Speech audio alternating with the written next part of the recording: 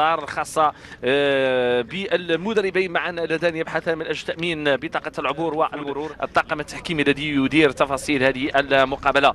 اعود للتشكيله الخاصه فريق الرجاء الرياضي. جمهور غفير اكيد انه سيتابع هذه المقابله خلف التلفاز قبل الانطلاقه في غمار هذه المقابله وفي غمار هذا التباري وهذا الحسم كان في الانفاس الاخيره من عمر المواجهه. تذكر جيدا راسيه لاعب ميري يوسف ميري سجل هدف ديال الفوز. اعطيت انطلاقه المقابله بين الحسنيه وبين الرجاء والصراع بين هذه المحاوله على المستوى الخط الامامي، فرصه والتغطيه في اخر المطاف، ابعاد الخطوره مباشره الى خارج الخط.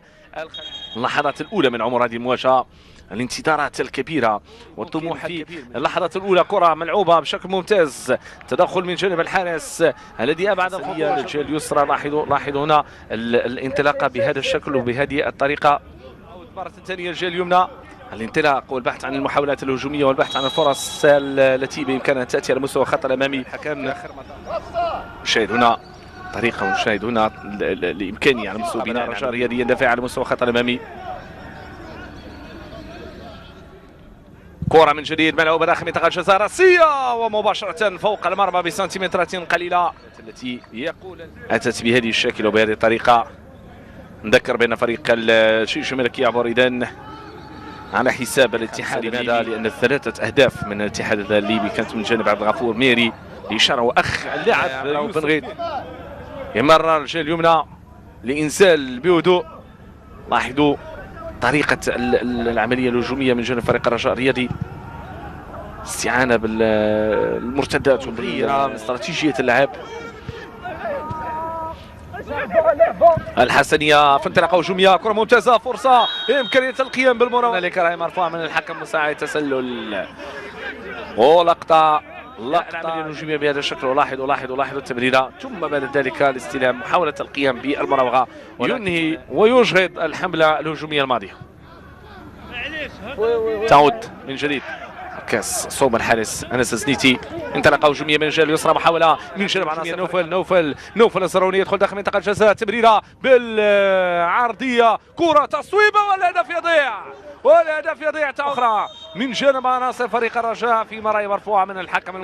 من عمر هذا اللقاء الفرصه التي اتت باقدامنا الرجاويه كان بالامكان الاستفاده منها. نشرف على كل شيء، التمريره الجانبيه، الانزال ثم التصويبه بهذه الشاكله كادت ان تكون في المرمى. نعم التنفيذ كان رائعا، كان جيدا، كان 0 مقابل 0 النتيجه. اولو اختار بدوي الانزال، تمريره الخط الامامي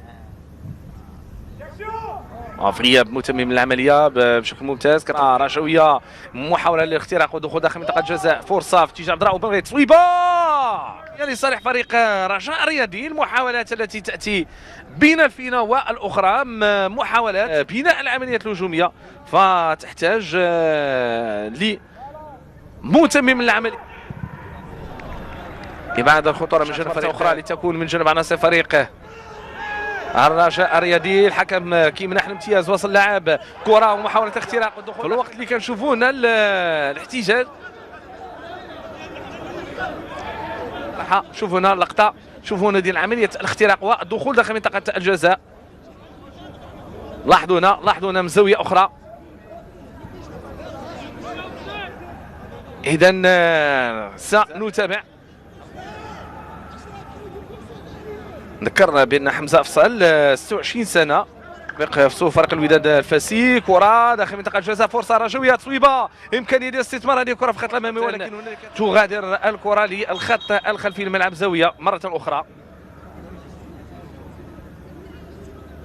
نتمنى ما تكونش اصابه مؤثره. نشوفوا اللقطه من زاويه اخرى هنا.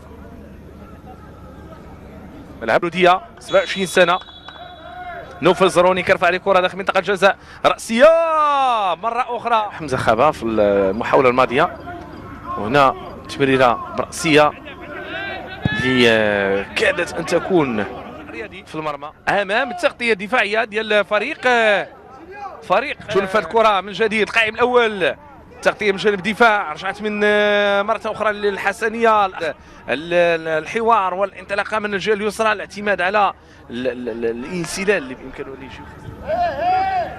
اولو رجع كره ديالو الخلف، خطا يقول الحكم، كره لصالح فريق الرجاء الرياضي.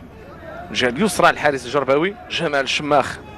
لاحظوا هنا انطلاقه بهذا الشكل هذا من جانب نوفل زرهوني. جمال الشماخ اللاعبين على مستوى قاعة الميدان، دور ديال المدربين اثناء المقابله. الان كره تنفذ داخل منطقه الجزاء، فرصه راسيه ولكن الحسنيه امام الاندفاع الرجوي من اجل تسجيل الهدف الاول. ولاحظوا الارتقاء الراسيه ولكن مباشره الى خارج الخط الخلفي للملعب.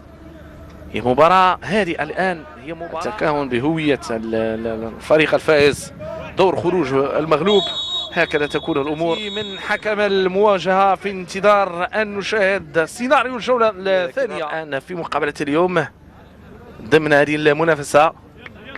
الشباك نعم تعطى في هذه اللحظات ضربة انطلاقة للجولة الثانية بين الحسني والرجاء. طموحات الطرفين في 45 دقيقة العملية الهجومية من الجهة اليمنى، ولكن هنالك تغطية تعود مرة ثانية لتكون للرجاء. الأخذ والرد، ينتظر لاعب اللي بإمكانه. شوفوا هنا محاولة في اتجاه خابة يستلم يبحث عن تمرير، ذاك ما فعل. كرة داخل منطقة الجزاء، أولو مرة ثانية محاولة هجومية، إمكانية الانطلاق من جانب خابة ممتاز يقوم بالتمرير، ولكن في آخر المطاف الشيخي يذهب مباشرة إلى خارج الخط الجانبي للملعب. نعم مباراة اليوم بدوي على صنع التمريرة في اتجاه اللاعب خابة محاولة الاستلام، لكن الشيخي لصيق كالظل كرة من جديد، محاولة التصويب ولكن هنالك تغطية تعود مرة ثانية. كرة من الجهة اليسرى، راي مرفوع من الحكم المساعد، استثمار الكرة بهدوء كان من جانب مكعازي. شوفوا هنا محاولة ممتازة رشوية، دخول داخل منطقة الجزاء، فرصة الحارس، فرصة من جديد لصالح فريق العموم. نشوفوا هنا اللقطة، تمريرة دخول داخل منطقة الجزاء، ونلاحظوا تدخل ديال الحارس الشرباوي ممتاز التصدي الماضي، ولكن عملية جيدة بنتيك قام ايضا. لاحظوا هنا كيتمكن من لمس الكره والحارس ببراعه يزيح الخطر، وبنتيك اعاده الكره في خط الدفاع في محاولات بين اشرف مرزاق شماخ بدوره عنده بطاقه صفراء. شيخي كره اماميه، انزال بالصدر، مترابطات صغيره، يوسف ميري ضائعه، تصبح لاعب لا يهاب لاعبين امامه، يبحث عن الحلول والحكم يتدخل يقول تغطيه. الحكم يقول ليس هنالك شيء، تصويبه فرصه ومباشره صوب الحارس. يستمر العمليه الهجوميه في اتجاه ميري يحاول يخترق إمار امام لاعبين اثنين، والحكم يتدخل يقول هنالك مخالفه. 20 دقيقه متبقيه على نهايه تفاصيل الشوط الثاني. الصراع اصبح افضل الان بين طرفين، ولاحظوا هنا العمليه الهجوميه، الطريقه سوى خطا الاعداد لتصويب هذه الكره، هل ستكون مباشره صوب المرمى؟ المشوار ينفذ كره اماميه مباشره صوب الحارس في المكان المناسب، انس ومن غير سنيتي الذي يعطي لعرين الرجاء في مباراه اليوم. كره ملعوبه لأولو يستثمرها، يلعبها بيودو بناء عمليه هجوميه. لاحظوا هنا الرشويه، البحث عن الحلول والبحث عن الاطراف اللي بامكانها هي الاخرى ان تترك الرجاء يكون